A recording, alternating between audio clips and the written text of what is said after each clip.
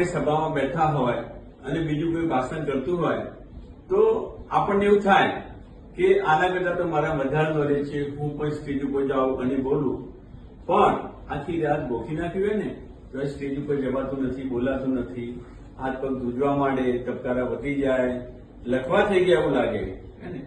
એટલે આપણે જેવા છીએ દેખાતા નથી. આવું ના થાય અને તમે પણ જોયા વગર 2-4 કલાક કોઈ પણ વિષય ઉપર ભાષણ કરો, કોઈ પણ સભામાં બેઠા હોય, ઓછીનું તમારું નામ બોલાય કે ભાઈ 2 શબ્દ કહેશે તો તમે ઉભા થઈને બોલવા માંડો, એવી ટ્રેનિંગ છે. મારું નામ રમેશભાઈ શાહ છે.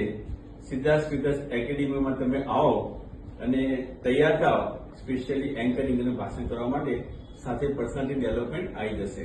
આભાર.